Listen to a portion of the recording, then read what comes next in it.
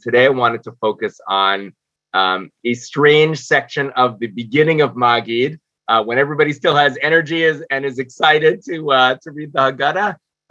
We talked a little bit about the 5 rabbis gathering in Bnei Brak, and how that is a different orientation to the focus of the evening than what we saw in another text.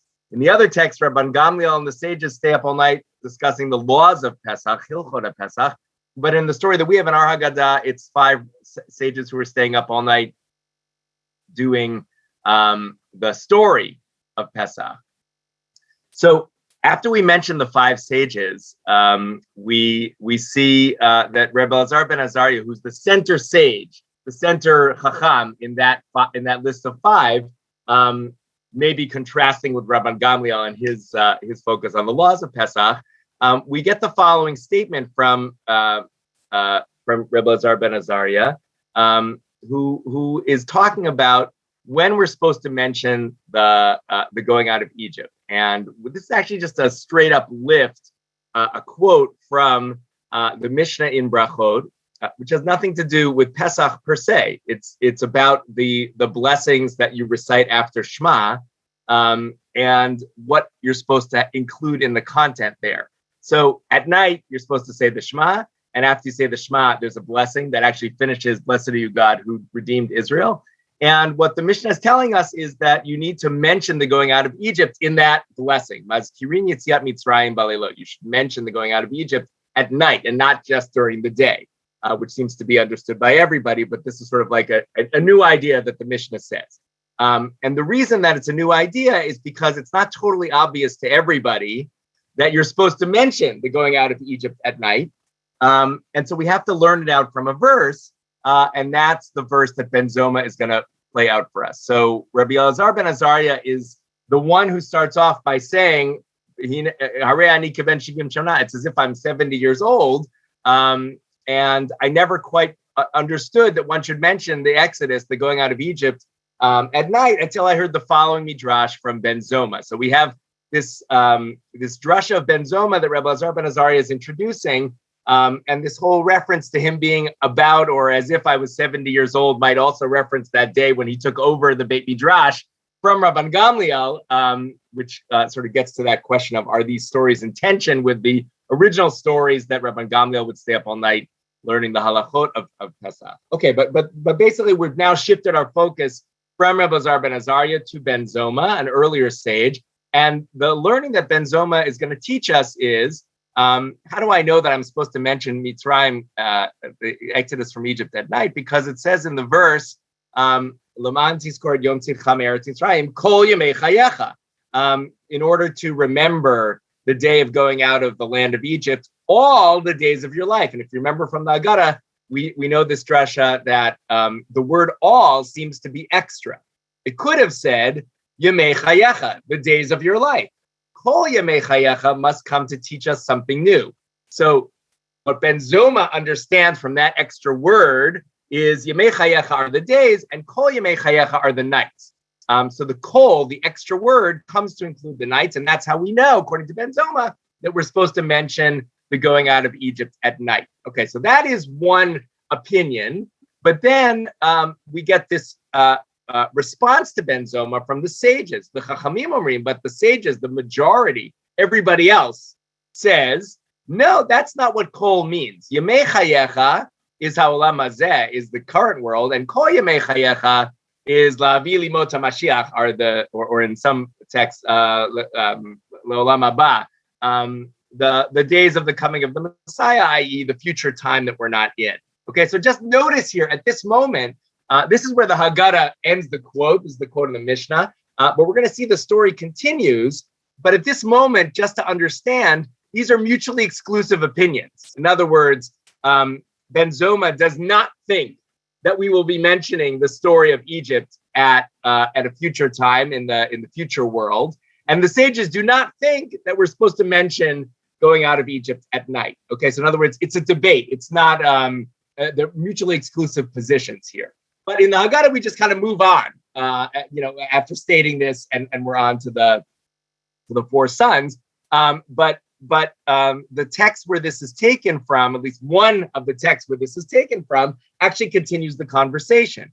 And this, I think, is really important to understand about what is at stake in this argument between Ben Zoma and the Chachamim, which seems just a little bit random when we encounter it in the Haggadah, but maybe implying that we understand where it's going from here.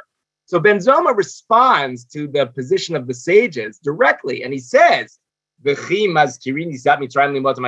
really going to continue to tell the story of going out of Egypt, even in future times, even in the days of the Messiah? And then he brings a couple of proof texts to say that we're not going to be telling this story forever. And he brings that from a couple of verses in Jeremiah. He says, quoting Jeremiah, there is a time coming, declared Hashem, when it shall no more be said, as Hashem lives, who brought the Israelites out of the land of Egypt, but rather, as Hashem lives, who brought out and led the offspring of the land of the house of Israel from the northland, the Eretz Tzipponah.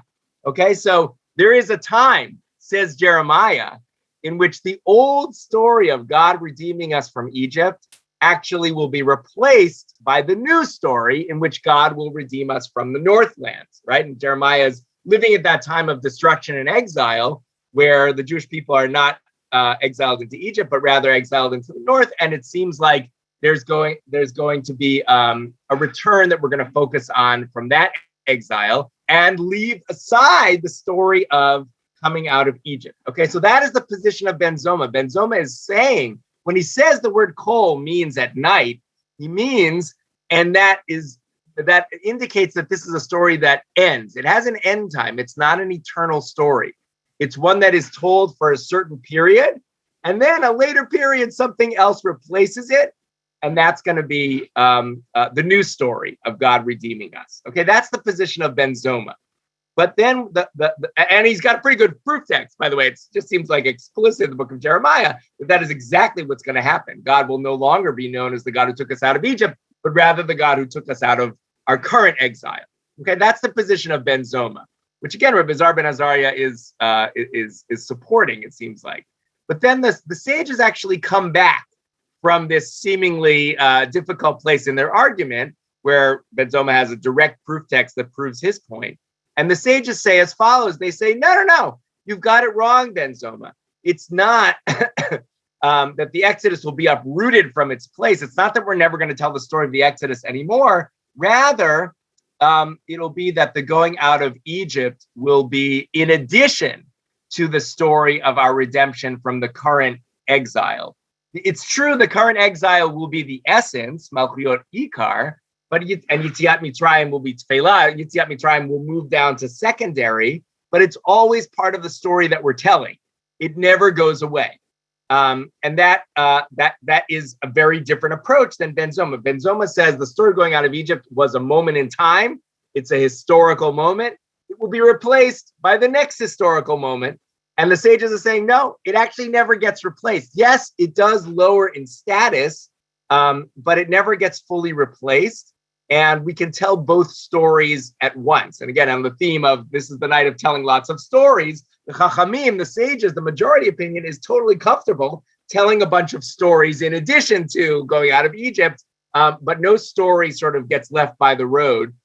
Every story is included, including the original story of redemption, which we might have thought was out of date. That is going to be an eternal story that we tell. And indeed, there are some scholars, I put some references in the note above, but there are some scholars who think that this might be in dialogue with the Christian approach that also puts a lot of emphasis on Seder night about, whether certain stories are replaced or whether they're eternal, whether certain covenants are replaced or whether they're eternal. And this is sort of maybe perhaps they suggest a reaction to that approach of, yes, you could just swap out one covenant for the other. You can swap out one story for the other. And the sages are saying, no, actually, everything remains in force. It doesn't get traded out for a better deal or a better story, or you leave things by the side of the road. In scholarship, that opinion seems to be have fallen out of favor, and it would indeed indicate that Ben Zoma was taking that side, which they're attributing to Christians. So it's not exactly clear, but it is an interesting parallel about whether stories are replaced or whether stories hang on, is part of the larger sort of context that that dialogue might be referencing. This story goes on actually in the Tosefta and gives some other examples of people who are either remain eternal or don't remain eternal. And we get the story with Jacob. Jacob, this is another proof for the sage's opinion that stories are not replaced; they just get added onto. We get the verse in chapter 35 of Genesis that Jacob will no longer be called Jacob, but rather Israel, when he struggles with the mysterious man. And yet we know that in fact in the Torah itself, it's not that Jacob, Yaakov goes and we never use that name again, but rather Yaakov and Israel sort of exist simultaneously.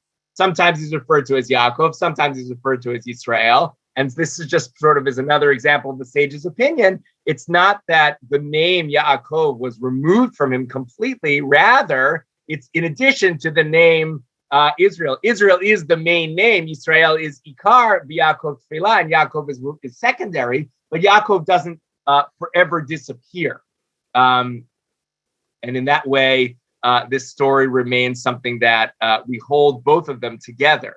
Then the halachot go on and say, actually, there are some other examples that back up Ben Zoma, where people's names are replaced. And the example of that is Avram.